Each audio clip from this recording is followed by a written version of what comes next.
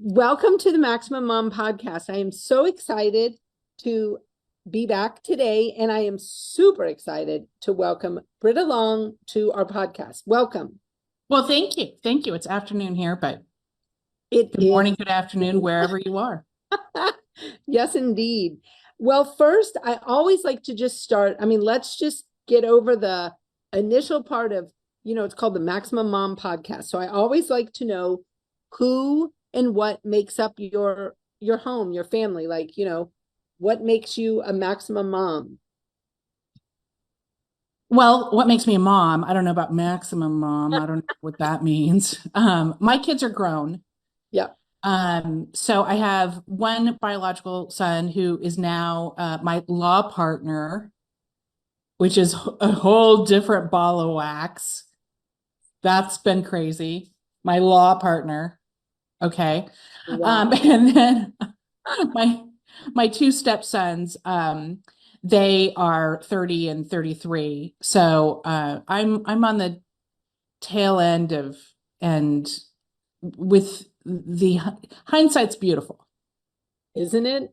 It is absolutely Yeah. beautiful. Still in the midst of those 20s. So, we're still in that, you know how it is Yeah, with but they're coming around in their 20s that oh, you're not so stupid anymore. They figured out maybe you maybe knew something. oh. Isn't that the most powerful thing when one of them just says, I had one say to me recently, they were like, Mom, I really probably should have been listening to you a lot longer. And I was like, Hold on, what? hold on. I know. Let me tape. Can you talk into the phone one more So time? true. So true. And I have to say, I tend to think the girls tend to listen earlier, which is interesting, than the boys, whereas the boys are like, yeah, mom, I don't know. But then when they come around, they're like, oh, all right. So you did have something to say despite your momness. And yeah, it's pretty interesting. But, better late than never. And I'm a firm believer in people have to figure their own life out. You know what I mean? Absolutely. Chart their own course, Absolutely. make their own mistakes, do their thing. And I surely don't sit here with, I told you so. I'm just like, go do your thing, because how else do you do it? That's the way to do it. I mean, would you really want a kid that was just like, shaking their head, yes, yes, yes, yes? I mean, No, there's no way I could have raised a sheep. It would have been an impossibility with my personality. It just would not have worked well. and how boring. Yeah. Well, yeah. And horrible for them. Like, Right. they need to absolutely, yeah, go do their own thing. Well, I want to let our listeners know what you do. I think of you, and obviously you correct me if you think of you differently. I think of you someone who is really working to maximize attorneys so that they kind of, I don't know, harness the power of flat fees, financial security, an ability to have more stability in their practice, and really conserve and enjoy their time and energy more utilizing flat fees. What would you say is your mission? Yeah, that's part of it. It's definitely partly to teach flat fees.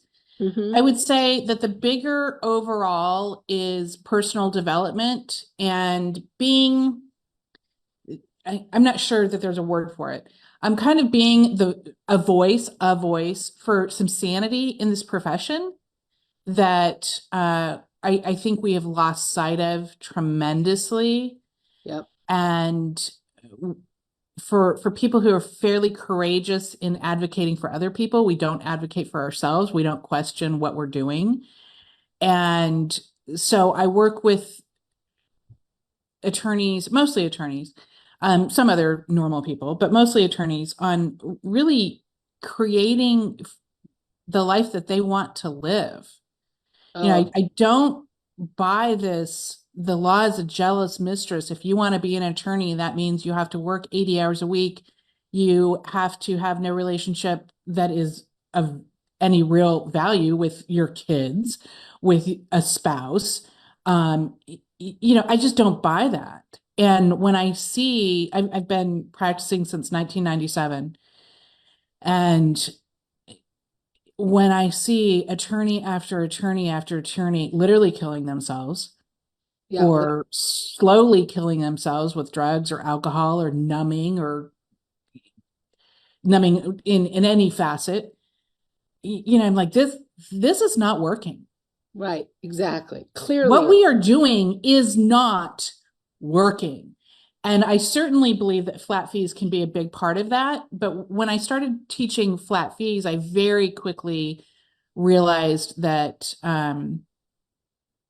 you don't see your own things. And so when I started teaching, all these other attorneys started having issues that I hadn't had. And when I really realized so much of it was mindset, and now I say about 1% of flat fees is the knowledge. Everybody wants the fee agreement. Forget the fee agreement. That's the least of it. Seriously. I know. Um, it's not the knowledge, it's the mindset, it's being willing to feel uncomfortable.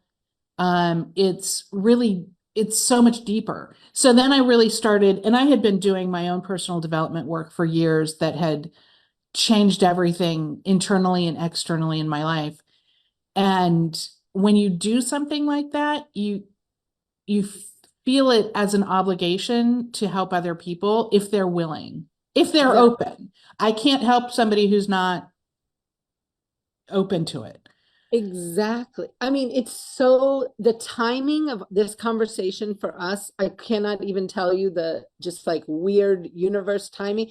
Just this morning, I decided to just launch this whole idea of consulting with attorneys because I've been working with attorneys every Friday. I've been setting aside all these Fridays and I work with attorneys just for free, like helping them, mentoring, whatever you want to call it, what I'm doing, and have been doing it for months. And my leadership team is like, at some point, Elise, this, you can't just like keep, I'm like, well, I could keep doing this. And they're like, yeah, but there's issues of money mindset. Like, how do you have somebody who they have to be bought in as well? And so this whole thing, and we're going to talk about that in a minute. But I was talking to somebody this morning and they were just like, yeah, I can't do this. I can't do this. I can't do this. I can't do this. And I'm like, I can never help you. Like there is no, like if you can't consider the possibility that there could be a change and that the change would come from within you, as the leader, I'm like, we are kind of, like I'm not here to be some kind of like crazy drill sergeant or whatever. And it's like you've got to be willing to do the work and do the change, and the mindset around this, it's everything. And I know I like sound like a broken record to people where I'm like, we've got to work on your mindset way before we figure out, how you're going to hire this next person, because, we got to look at the whole thing about what you're doing. And I think that that mindset piece is just critical. Oh, it's everything. Well, and I would say even more so than mindset is soul set, which is a term my coach and mentor Philip McKernan came up with. So I always want to give credit. Right. Um, I do think though that it took me a while to I think I figured it out, to figure out why some people were so reluctant to do flat fees, reluctant to do what I told them to do. I mean, I've had people spend, I'm not cheap, a lot of money on my work and not do any of it. And I couldn't figure it out. And then I did, I think. And then I had to look at my own life and went, oh shit, right? Sorry, I swear. And I do think that for so many people, now this might be offensive, whatever. People want easy. They want easy. And attorneys, we have no problem working hard, but when it comes to self-reflection, when it comes to lying to ourselves, when it comes to being uncomfortable, oh, uh, uh, we are ridiculously horrible. And I think that there are so many people who would rather have failed because they didn't truly try, they didn't play full out, Oh yeah. Way than safer. try and have it not work. And then, because then something's fundamentally wrong with them. Now that I think that's a totally false, and I don't think they're aware of this consciously. I think it's a totally false dichotomy, because if you play full out and you continue to play full out, it might not work as you expected, but there's no way that you're going to fail, because even at the end of the day, you will at least say, I gave it everything. I gave it everything. And it And wasn't I meant to. find failing sometimes is my greatest teacher. Oh, I okay. mean, Sometimes it has always, when I started the Happier Attorney, I did, what do I know about video courses? I did all these things, and I had taken a sabbatical from practice. So like all my eggs are in this basket, and my ego was in this basket, which is always dangerous. And I'd been taught, you open up the course for a week and then you shut it down on Friday, and nobody will buy till Friday. So, Monday, and I think I had like 300 people in my Facebook group. So, and they had said, oh, 10% will buy. So I'm like, okay, 30 people will buy.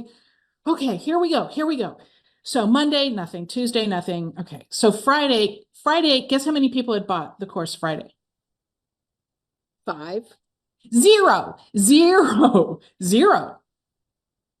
So then, like, I'm freaking out, Sure. Oh yeah. freaking out. And then I do the, pity party. What's wrong with me? Nobody, no, no, no. Why can these, 30-year-old teachers from Duluth sell their courses to, 30,000 the first day, and, all of the nonsense. Okay. And thankfully, my mentor, I reached out and he's like, good. And I'm like, what are you talking about? Good. And I knew what he was going to say. And he said, why did you need this? And so I ask my clients all of the time, how is this exactly what you needed? And some get really pissed off at first, Oh yeah. because nobody wants to hear that. Okay. But then it starts to sink in, and, well, actually, my marketing was crap, or that was a crappy client to begin with. There's always. So for me, and I've had some pretty horrible things in my life. I mean, I always tell people we're not in the trauma Olympics. Okay. You can always find somebody that's had more trauma than you, or that doesn't Absolutely. mean that Right. it wasn't bad for you. But every bad thing that has ever happened in my life has been what I needed. Yep.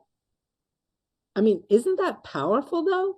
Like to actually come to that realization. And I know for me, one of the biggest realizations in this whole journey of leading a law firm and, just doing all this is really coming to understand that every single problem in my office is a leadership problem.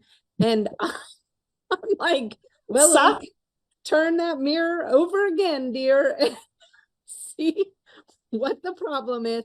But that's pretty empowering, I find, because I can't ever make anybody do anything. Like that's not even a thing I even try anymore. Whereas when I realize it's a leadership problem and I can turn that mirror on myself, I'm like, I can make a change here. Like I can do something different. It's pretty empowering, Yeah. where if I'm constantly pointing out the window, we're doomed. I mean, And we it's are. exhausting. As someone who has tried most of my life to make that person do it's exhausting, and it Oh, doesn't work. it doesn't work. I mean, it doesn't even slightly work. And the drama it brings around your entire existence is so overwhelmingly exhausting to me. Like I was not a big fan of drama as a young girl, and I'm not a big fan of drama as an old girl. Like I just am not a fan. And so, but I mean, it has taken a long time to realize how to eradicate that drama and just like bring it all down. I said something to somebody the other day, and I mean, they looked at me, but I was like, it's really true. I said, you cannot operate your firm from your stomach and how it feels. It's got to be operated from data. Like you need to be able to make objective decisions. And when people tell me, oh, this is how I feel, I'm like, that's great information, but it's not going to inform any of my decision making. Like we must look at the data. And that has been pretty empowering too, to understand like, how can we move things forward? How can we just be empowered to solve problems? But you know how many people are addicted to the drama and the Oh, chaos? Because, and I used to be, I didn't know this. I used to be addicted to chaos because I was very comfortable with it. I knew what to do. yeah, I mean, that was my superpower. right, That was absolutely my superpower. And I didn't think I was worthy. This wasn't conscious, but until it was brought to my attention, I didn't feel I was worthy of just having calm. completely. Yeah, And I just had a conversation with an attorney a couple of weeks ago that I could tell pretty fast this wasn't gonna, not only it wasn't gonna work with her and I, she was never going to get what she said she wanted. right, Ever. Not with me, not with any other coach, not with any other program. It wasn't going to happen because the problem was her. And she was going to this strategy, this strategy, this strategy, this strategy. And her goal was completely outwardly goals. right. It wasn't going to happen. And what's sad is even if she met that outward goal, Still wouldn't be right. Yeah, it would be a total crap show. And I can't help that. I can't help people who aren't ready to be open to, okay, my way. When it was Brita way, things didn't go well in my life. right. That muscling through, that I'm going to think it through. And we attorneys, we have such a problem because we're smart. Right. And we've been told how smart we are. I mean, I remember the first day of law school, some professor saying, you're the elite. I didn't even called elite. You're the elite. Like, who says that to somebody? But anyway. And so then we think every solution can be thought through, except that most of our problems are emotional problems. You can never fix an emotional problem with an intellectual solution. That doesn't work. How's it working out for you trying to do that? And what's really funny is we attorneys, we don't like to think we're emotional. We're robots. It's beneath us. We don't make emotional arguments. We're just such little snot sometimes. The people who I have seen say, I'm not emotional, I don't make emotional decisions. Absolutely. When you look at their behavior, they make the most emotional decisions. But we cover it up with logic. Yeah, it is a fascinating dynamic I think lawyers have. I mean, I'm coming to really think, I mean, this sounds awful, but that law school is doing us such a disservice by not having a total track on emotional intelligence, because we are literally being hired to come into people's lives in all kinds of different ways, be it business, bankruptcy, family, criminal, personal injury, whatever the practice area. But we are coming into people's lives and we are supposed to be collaborating and creatively solving problems. Yet we have like so much of our profession is their level of emotional intelligence is so below the bar of what I think is just average, where I feel like we really are missing out on so much nuance in our ability to connect with our clients, with opposing parties, with courts, because of this lack of emotional intelligence. And trying to teach it, I know we spend a lot of time in our office teaching emotional intelligence and really talking about it a lot.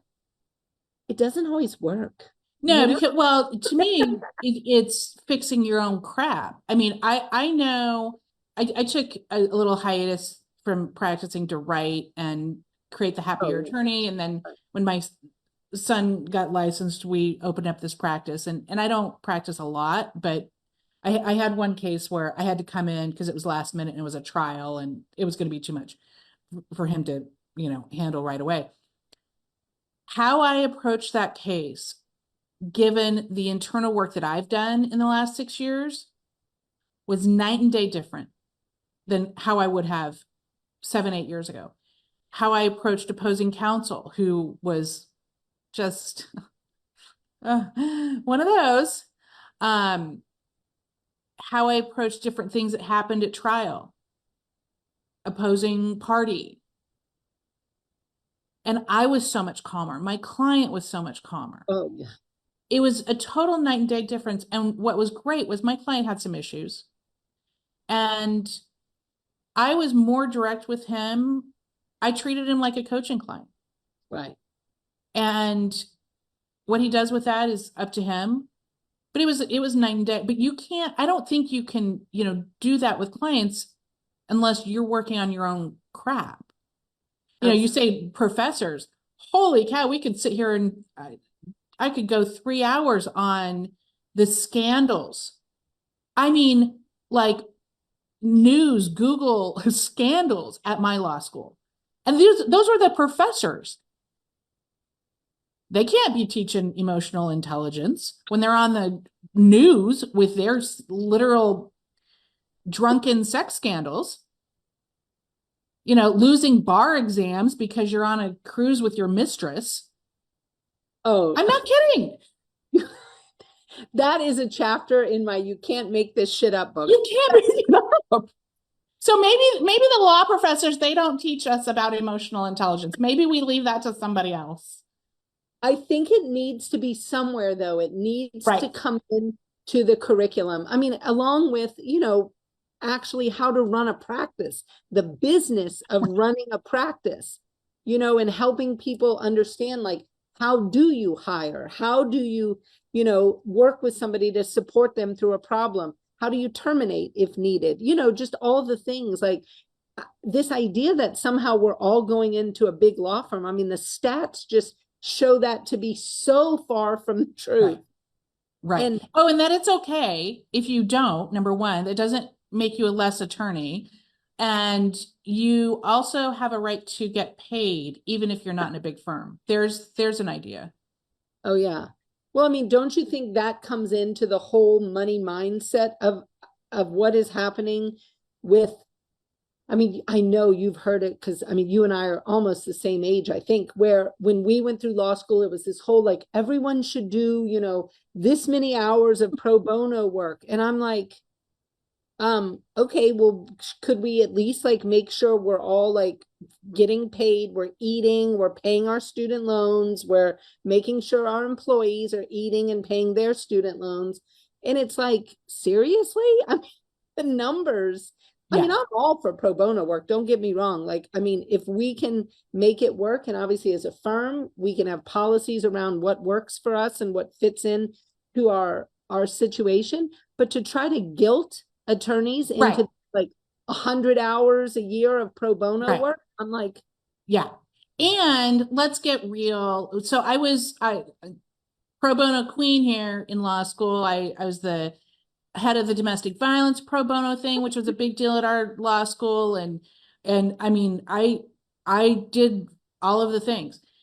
And I was quickly disillusioned because I got, even in law school, like, okay, well, we're throwing a crumb at this person. That's not helping them. right. This person doesn't know what to do here. Telling him to go and fill this out. Okay, that's not helpful. So I'm a big believer in low bono. Yep. I think people have to have skin in the game. Yep. Have to have skin in the game. And I spent some time in a third world country as a kid in, I mean, poverty, the likes of which most people can't even imagine. Okay. So I think I know what I'm talking about here. even in the most remote village where there's no electricity, there's no running water, relationships were reciprocal. Right. It might not be an equal money value, but let me tell you, nobody was coming to your house for dinner without bringing something. Right. It might be, a dead chicken. It might be, some rice, but they were bringing you something. Right. That's human nature. And if there's not some reciprocity, it's a problem. So I'm a low bono person Mm-hmm. and do it or don't do it. Not, I'm going to go to I should be careful. The road to hell is paved with great intention. Right. So I think it's important sometimes for us to step back and, instead of giving ourselves a pat on the back and say, oh, I did all this pro bono this year or this, awards. First of all, if you have to don't even get me started on awards for pro bono and all that nonsense. But do it or don't. Exactly. Take a case from start to finish. But going to a clinic and, in a different practice area and giving advice that you don't even know is right. Oh yeah. Oh yeah, it's pretty concerning. Pretty concerning. Anyway, that's my two cents. But absolutely, I think it's important for us also to look at who's saying that. What Right. position are they in? Because it's really easy to sit there and say, you should, when you're getting a paycheck every 2 weeks. Exactly. When you have nothing to lose. So, and we don't even examine who's saying it. Yeah, I find it a fascinating thing. And I think it just almost encourages what I see to be some of the small law firm owners. I see a lot of self-sabotage in small law firm owners as far as their money goes and their finances, like really just not having a good relationship with money and the whole idea of how can they earn the money, like, and just not turning it into something it's not. I mean, I think of money as just almost a tool, like, but a lot of people, I think, get wrapped up in all kinds of things. Oh, And well, I do a money workshop and oh, it's about your relationship with money because it's called It Ain't About the Money because it ain't about the money. And, some of us come by this naturally. Some, but, honestly, some of this, is a lot of childhood stuff. But yeah, the powers that be in the legal industry do not help. I mean, when you go to CLE after CLE after CLE and they're talking about, oh, if a client complains, refund their money. Pardon? Pardon? If I've done something wrong? absolutely. Yeah. And maybe if it's a business decision, maybe, but this automatic, like, are you paying my bills? Right. Unless I did something unethical or, cost benefit, I get it. But then again, why is your client unhappy? But just this automatic, like, you don't have a right to make money. The whole reasonable fee. I've been practicing since 1997. I could no more look at another attorney's statement and see if that was reasonable or not than I could flap my arms and fly to the moon. Now, Right. if somebody had something that was hourly that was crazy, like, I billed 2 hours to file a notice of appearance or, something, yeah, that's going to get my attention. And I'm going to be like, tell me about that. Okay. But this idea that you can judge somebody else and is that fee reasonable? I mean, and it's just, it's so crazy. And the hourly billing is so insane. I remember, at least one of my first jobs, it probably was my first job. It was at Kmart. Remember Kmart? Oh yeah, Okay. absolutely. And this thing, it was dirty. It was even at 16, it felt degrading. You know what? One of the worst parts of that job was the clocking in and clocking out. The of this big machine made this big noise. It was so degrading. And I knew that at 16. And here we are, we have doctorate degrees. We do important things. And here we are literally clocking in and clocking out to get our little money. And I have attorneys going, oh, I don't know, flat fees. I don't know, that's dangerous. Oh, you can't do that in family law. Telling us who've been doing it in family law for, 15 plus years. Oh, okay. Well, explain how we're doing it. What we're doing is crazy. It's crazy. It's so wild how it is still so it's so still not mainstream at all. And I mean, our firm hasn't gotten to a full flat fee model. I mean, we are working on it and, we're moving over and doing all the things. But people literally will be like, Elise, you realize this isn't going to work at all in family law. Really? So how did Flat attorneys have been attorneying since well before Christ, okay? Guess when hourly came about? pretty recently. Pretty freaking recently, okay? 60, 70 years. So how was it that they charged before all of those thousands of years? Flat fees. This isn't rocket science, y'all. This is how we buy everything every single day. Only attorneys are making it over. My job is so stupid, Elise. Seriously, my job is so freaking stupid. It is teaching the simplest thing to attorneys. It's okay. You want to buy this calculator. How much do you want to buy? How much are you willing to pay for this calculator? This is what I teach attorneys. The reason that I make good money doing it is because we attorneys overcomplicate and overcomplicate and overcomplicate and overthink and overthink. Just tell me what you want to buy it for $1? You want to buy it for $5? This is how simple it is. Right. Well, and I look at the criminal law side because so many criminal attorneys use flat fees and have used them, and that's just been their model kind of forever, you know. And when people want to say, oh, it's impossible in family law, and I'm thinking, do you know how many like court hearings criminal attorneys go to, those calendar calls, status things? Like, it is a constant. Then how are we doing it? If it's impossible, how are we all doing it? And how have we done it for decades? I could sit here and give you a list and list and list. When I was up in Washington, before you, as far as I know, I was the only family law attorney in Washington doing flat fees. Right. How did I do it? It's impossible. I'm doing it. I've done it.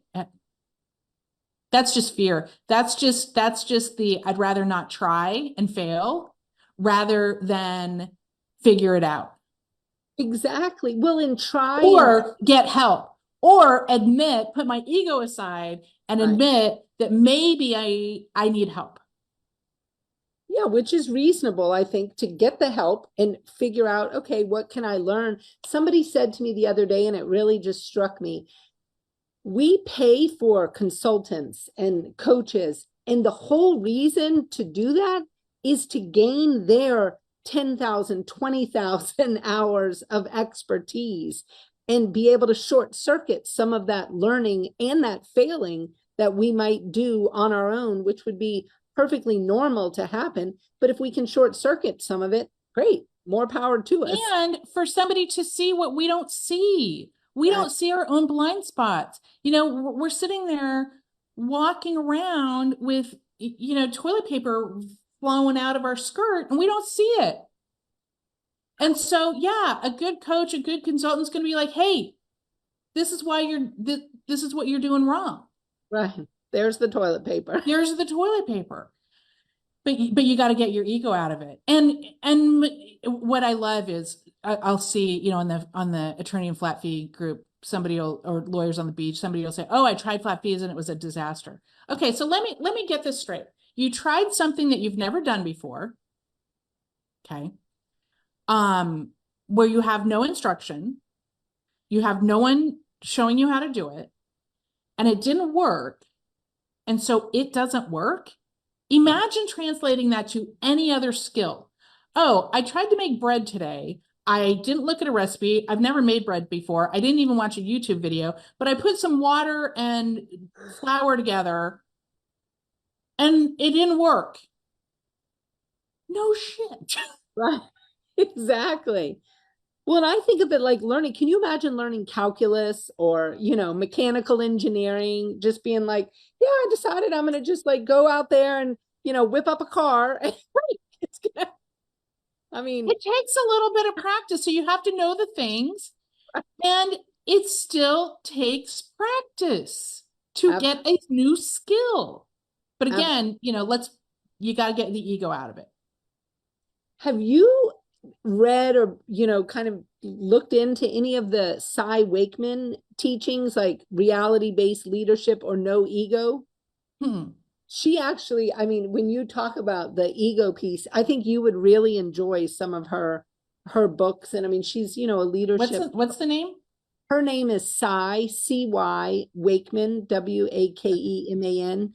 And she has a book, Reality Based Leadership or No Ego. And I mean, the No Ego book is such a Oh, powerful read around the drama that's caused by ego and how much emotional waste occurs in businesses due to egos and due to, ego related behaviors and it's literally just it's kind of mind-boggling to me how powerful it is. We're reading it as a firm. We're doing like a book club, and it's really interesting, to see how people react to different things. And a lot of times you'll have people be like, well, we obviously don't need this, we don't have this problem. And I'm thinking like, I'm like, look, I think I've done a lot of work recently, the last 6 years. I think that um I've done very well on my ego, but just this morning at least, I had to take my car into service and they gave me a loaner. And, of course, they give you a nice brand spanking oh yeah. new, beautiful loaner. They're not stupid.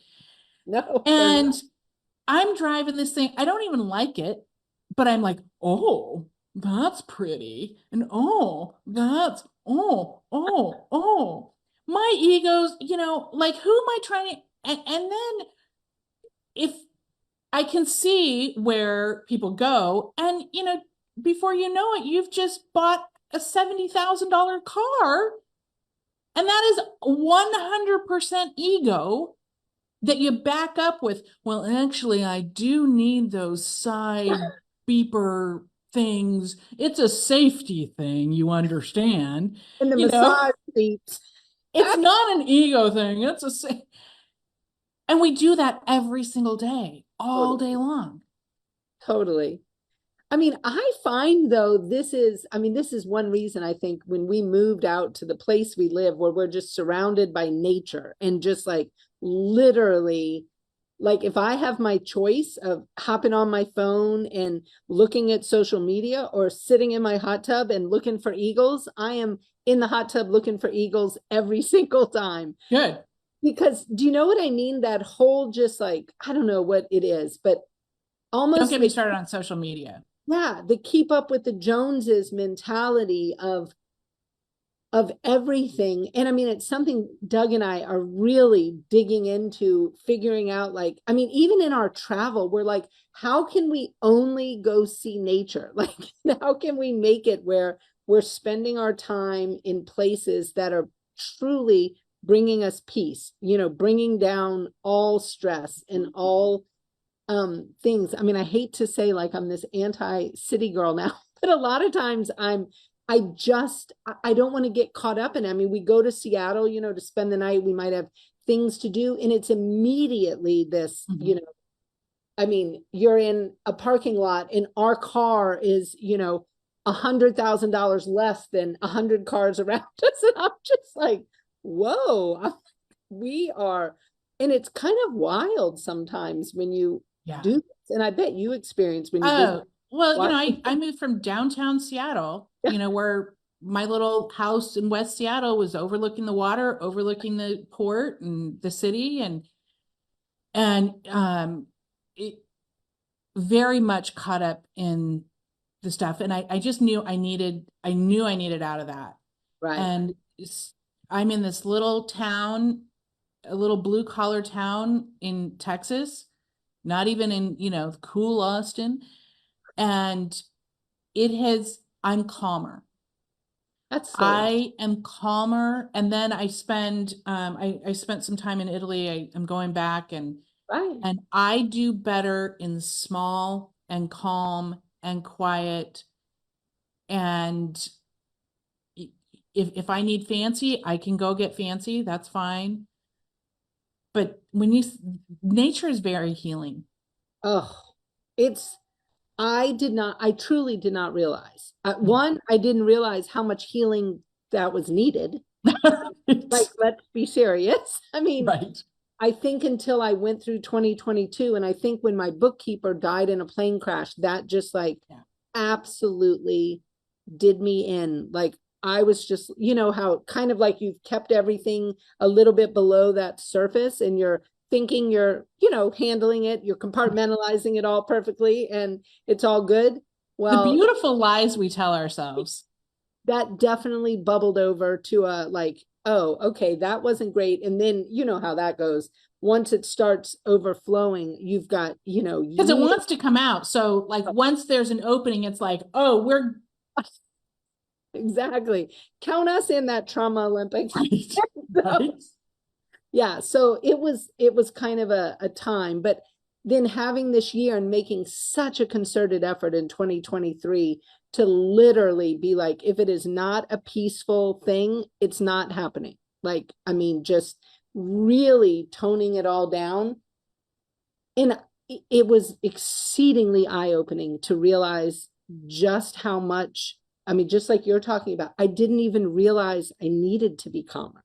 Do you Yeah. know what I And being around nature, it also puts you in your place a little bit. tiny speck of the world? And yeah, and you really realize, what you thought was a big deal isn't. Right. And life goes on, and sometimes it doesn't. You know, yeah, being around, I mean, I didn't think I loved cows. Going to work and driving by cows almost every day. I don't know why, don't ask me why, but it just brings me down. Seeing the stars. Oh, It's when you can see stars at night, which is something a lot of people literally can't even do right. because of all the city lights. Okay, we're here for a little bit. Don't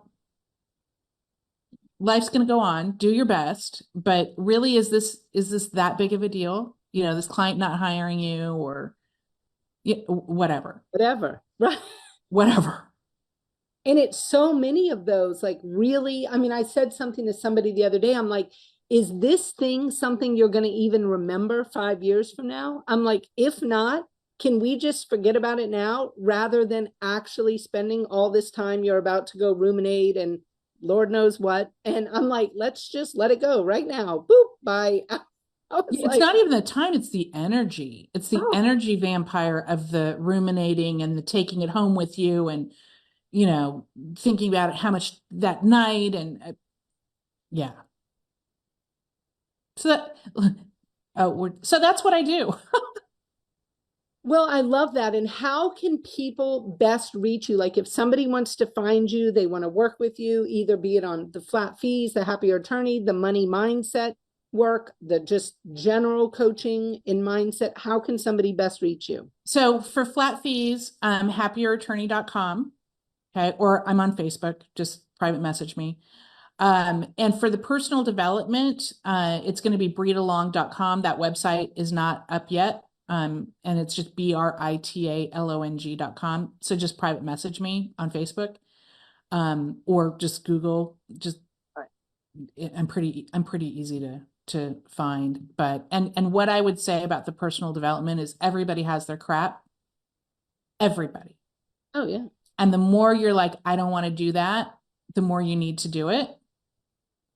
And my life has just been, I cannot even tell you how my life has been transformed by one person who cared enough about me to say, what if everything in your life is going to change if you start being kind to yourself. If you don't, nothing will change. Hmm. You don't have it because you don't feel worthy of having it. and I didn't understand what he was saying. Pretty smart guy who has done it. I didn't understand it all, but I trusted him enough to just go, okay, I don't even know what that meant. Because seriously, I'm like, you don't understand. I'm nice to myself. I get facials. Okay, that's how out of touch I was. I equated facials with being kind to myself as I'm being a total ass to myself, as I was Right. flogging myself and talking to myself like just such shame-based, the likes of which I would never speak to another human being Right. every day. And once I started that journey, then the floodgates opened and I wouldn't go back. I literally, when I started this work, I was, if I am in a van down by the river, but I'm doing this work, so be it. So Totally. be it. I don't care. I feel the same way about this personal development. I would live in a van down by the river. I would be homeless every day and be who I am now and how I feel about myself now, then go back to who I was 6, 7, 8 years ago. Now, the good thing is the outside things happen along Right. with it. You don't have to, I don't ever have to make that choice, but I would. It's the best feeling in the world. It's the feeling. Here's what it is, Elise.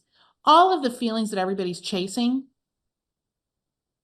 when I make this money, I'll feel better. When I have this in savings, I'll feel better. When I marry that person, I'll feel better. When I divorce that person, I'll feel better.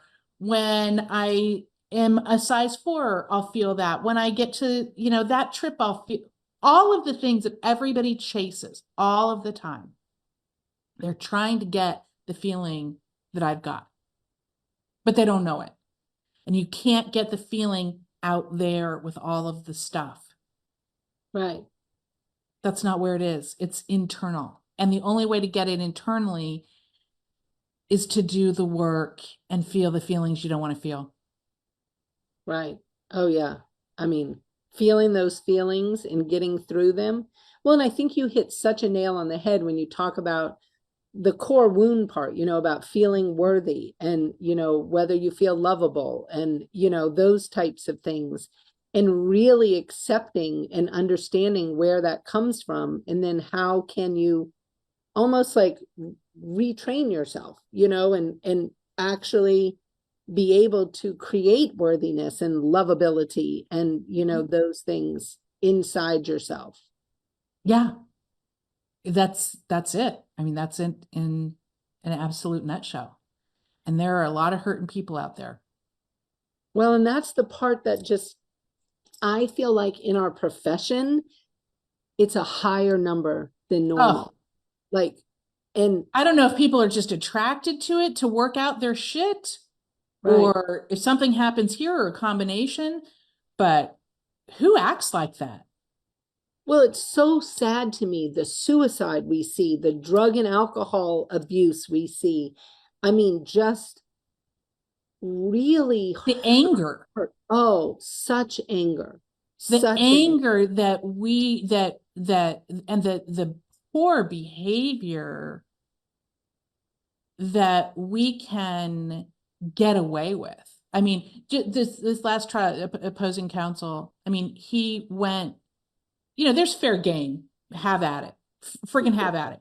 Then there is intentionally trying to humiliate opposing party for the sake of humiliating the opposing party.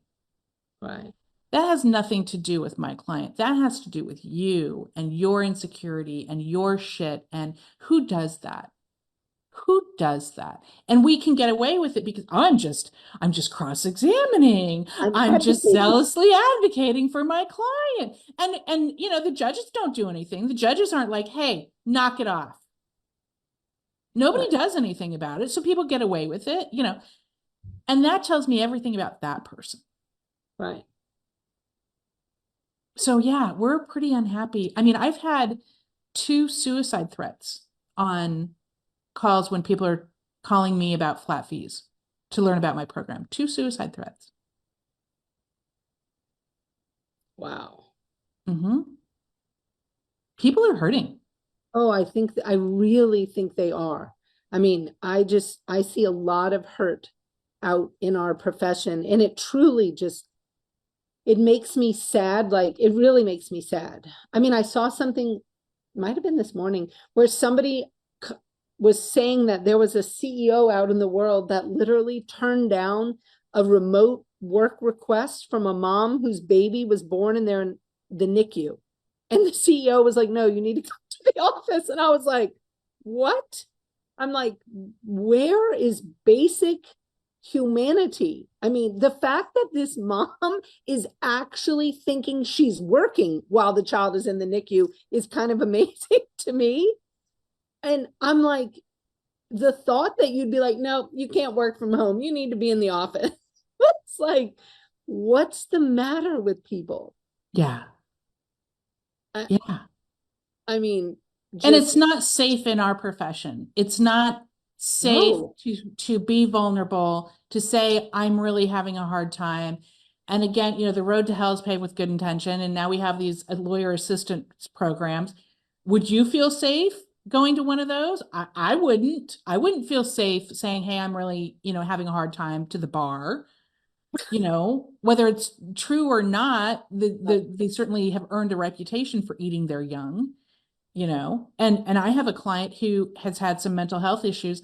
They are on her, like, where I'm like, okay, has she done anything wrong? Right. No. You're just all up in her business saying she has to be on this drug and this drug and this drug. Oh, because the bar association should be dictating what drugs you're on. That's a problem for me. That's So no, it's not safe to, say, Yeah. I I'm mean, really struggling here. the reform that could happen in our Oh. profession is literally limitless in my Mhm. mind, absolutely limitless. Mhm. And yeah, yeah, we could have a whole nother conversation about that. Okay, I really, really appreciate your time and being able to speak with you today. I mean, I feel like I could talk to you for hours. I I could. Yeah, thank you so much for You're sharing. welcome. Thank you for having me. Absolutely. And we will And be sure to, thank you for your work. oh, thank you. Thank you for, I think the more people, start talking about the emperor not having clothes on, the safer it is for everybody to go, yeah, he doesn't have any clothes on, and what we're doing ain't working, and this is nuts. Yeah. Well, and I think we have to. I mean, I think those of us that have been in this profession long, long and are watching it, I don't see a lot of evolution in the time frame that I have been. And I think I've been practicing law since 1994. And I'm like, hello, like that's a while now. And um, there's still some of the same struggles. And I'm like, I think it's worse. and that's a problem. Like that is, can you imagine if you had the same behavior you had in 1994? Like what a mess your life would be right now. Like I think it's actually worse, you got actually. to evolve. What I see is worse. I see behavior that is absolutely worse than when I started practicing. It's just kind of unbelievable. Well, I do really appreciate your time and I hope you have a wonderful rest of your day. How is it down there in Texas weather-wise? Y'all are okay from all the cold and Yeah, it's I'm scared how fast you acclimate. You're like, oh my gosh, it's under 60. Oh, oh, it's freezing. yeah, I bet. Okay, well, enjoy your day and we will be in touch. All right. Thank Thanks you. so much. Bye. Bye.